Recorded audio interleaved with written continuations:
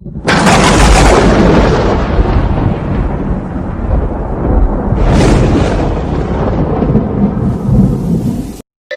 वाला भूत।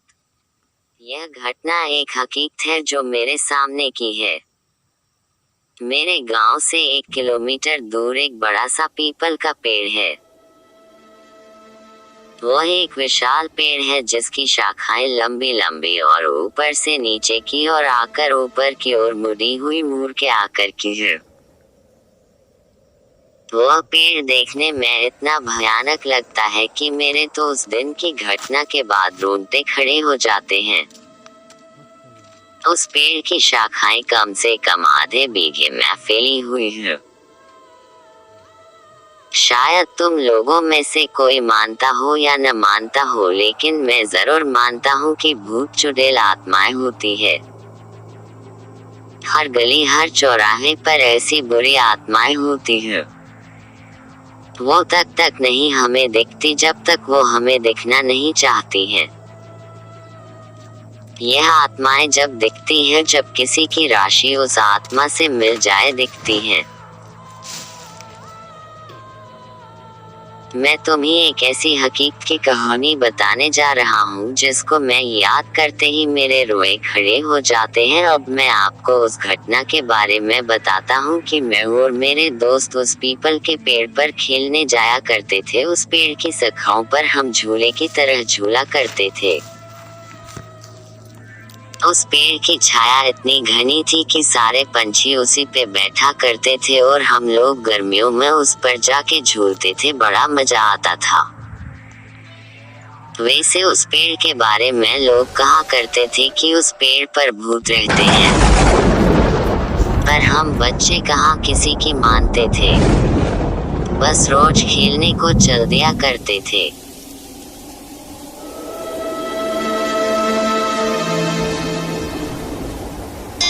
एक बार की बात है, दोपहर का समय था। हम 3 दोस्तों ने, मैं और मेरे 2 दोस्त उस दिन जल्दी चले गए। 12 बजे का समय था। हम लोग वहां पहुंच गए और हम लोगों ने प्लान बनाया कि हम लोग ऊंचाई पर जाके छिप जाते हैं और वो लोग आएंगे तो हम लोग उन्हें भूत बनकर डराएंगे। और हमने अपने अपने पेट में कुछ पत्थर भर के ऊपर चढ़ गए। दोस्तों, एक बात और बता दूं कि उस पेड़ से 2 खेत दूर एक कुआं था जिस पर कोई रहता नहीं था, बस एक रस्सी और बाल्टी के सिवाय। हम लोग जब खेल खेल कर थक जाते थे तो उस पर जाकर पानी पिया करते थे।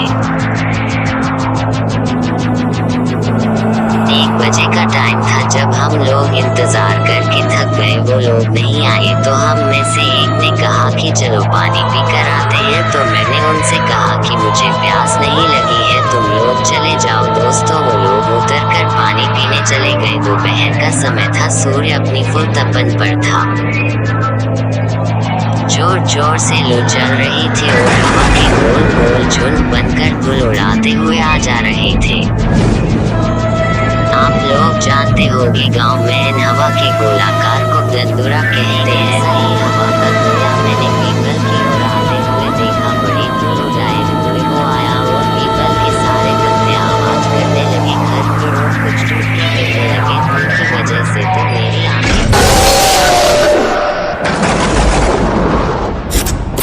पंछी उड़ गए एकदम। मैंने जब आंखें खोली तो क्या देखता हूँ, एक काली सी शक्ल का बड़े बड़े बालों वाला और इतना डरावना इंसान मेरे सामने वाली डाली पर बैठा है। एकदम मेरे डर के मारे हाथ छूट गए और मैं नीचे जा गिरा। नीचे गिरते ही मैं बेहोश हो गया। जब मेरी आंखें खुली तो देखा कि मेरे दोस्त पानी पीकर लौट आए हैं। मुझे उठाकर उन्होंने मुझे बिठाया नीचे। पीपल के पत्ते काफी इकट्ठे हुए थे, इसलिए मेरे ज्यादा नहीं लगी, बस मेरे पैर से थोड़ा सा खून निकल आया था। जब मेरे दोस्त ने पूछा कि क्या हुआ तो मैंने उन्हें बताया कि अभी इस पेड़ पर मैंने भूत देखा है।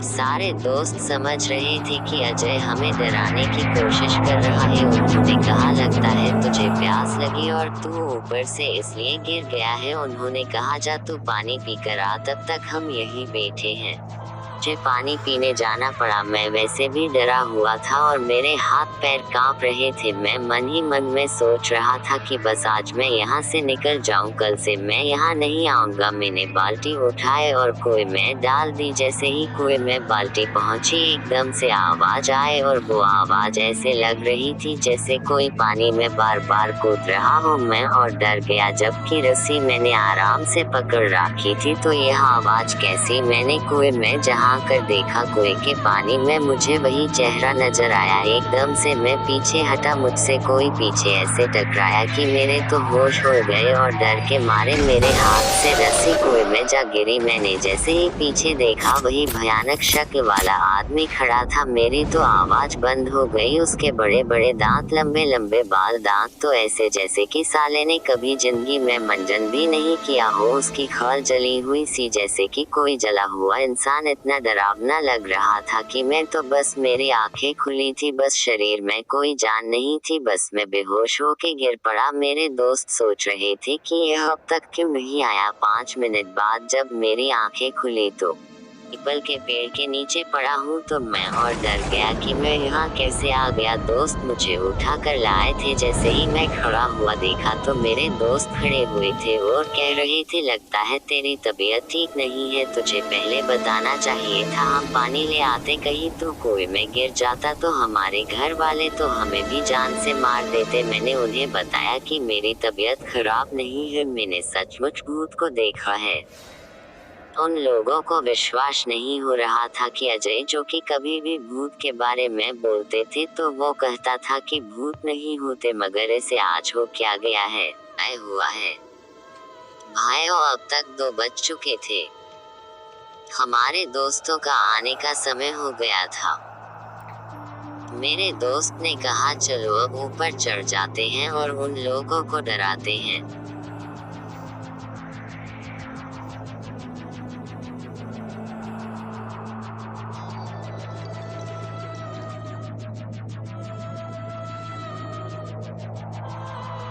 मुझे डर तो लग रहा था, पर मैं दोस्तों के साथ ज्यादा ऊपर नहीं, बस थोड़ी ऊंचाई पर जाके बैठ गया। जब वो लोग आए तो हमने पत्थर फेंकने चालू किए और तब तक हुआ क्या, जोर से एक दंदुरा हवा का झोंका आया और सरे पीपल को हम लोगों को लगा जैसे कि कोई उसे झकझोर के उठाने की कोशिश कर रहा हो। मेरे दोस्तों ने समझा कि भूत है उस पेड़ पर और वो सारे लोग डर कर भाग गए और हम बड़े ही खुश हुए कि आज तो इन्हें हमने डरा ही दिया। पर हमें क्या पता था कि वो कक्का भूत भी यह सब देख रहा है। और उसने जोर से पेड़ को हिलाया। जैसे ही मैंने मेरे दोस्तों ने यह सब देखा, जल्दी जल्दी उतरने लगे। अब की बार तो उसकी आंखें लाल लाल, दांत होठों से बाहर। हम वहां से भागे। मैं तो डाली पकड़ के कूद पड़ा। मेरे दोस्त जिससे लटका वो डाली टूट गई और एकदम से नीचे गिरा। मैंने उसे उठाया तक नहीं, मैं वहां से भागा और मेरे दोस्त भी पीछे पीछे। बस फिर तो हमने मुड़कर नहीं देखा, घर आके ही हमने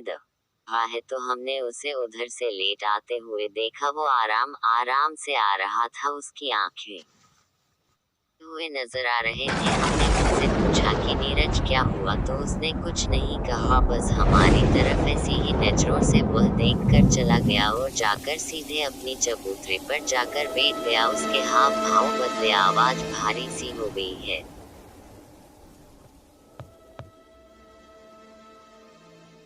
जब घर के सब लोगों ने उसे देखा और कहा, कहाँ गए थे तुम लोग, तब मेरे दोस्त सुरेश ने सारी बात बता दी। तब हमारे चाचा जी ने कहा, मैं हमेशा मन करता रहता हूँ इन लोगों को कि पीपल के पास मत जाया करो, पर यह लोग मानते ही नहीं। अब देखो इसका क्या हाल हुआ है। अब जाकर भगत जी को बुला के ले आओ। हमारे गांव में एक बाबा है शियाराम, जो हनुमान के मंदिर में रहते हैं और पूजा करते हैं। वो तंत्र मंत्र इन चीजों में माहिर हैं।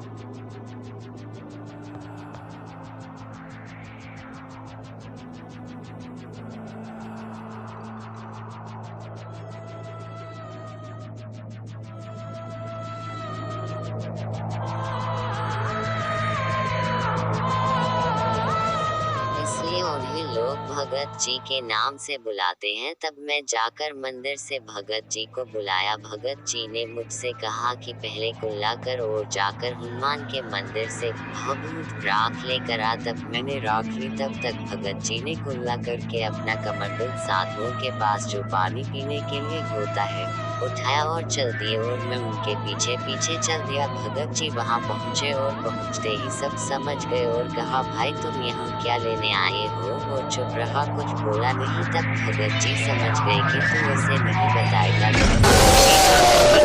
छूकर बैठकर मुझसे राख मांगी। मैंने उनको राख दे दी। तब उन्होंने कुछ मंत्र बोला कर उस राख को उसके ऊपर फेंक दिया और कुछ कमंडल से जल के छींटे मारे। तक उसका कान पकड़ के बोले, बता तूने इस लड़के को क्यों पकड़ रखा और कौन है तू और कहाँ से आया है? तब उसने बताया कि मैं पास के पीपल के पेड़ पर रहने वाला भूत हूँ। इन लोग मुझे दोपहर के समय सोने नहीं देते थे, इसलिए मैंने इनको डराया और इसको पकड़ लिया। भगत जी बोले, तू पीपल को छोड़ और कहीं दूर जंगल में चला जाओ और वो पीपल बच्चों के खेलने के लिए है,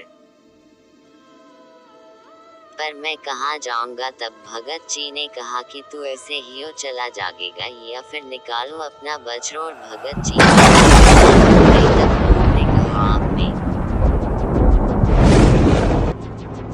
कान छोड़ोगे तभी तो मैं जाऊंगा। देख कितना अच्छा बच्चा है, इतना जल्दी समझ गया। एकदम नीरज हिला और वो नॉर्मल हो गया जैसे कि अभी सोकर जगा हुआ है। तब भगत जी ने कहा, जाओ, अब पीपल वाला भूत भाग चुका है, अब तुम कभी भी जाकर उस पेड़ पर खेल सकते हो।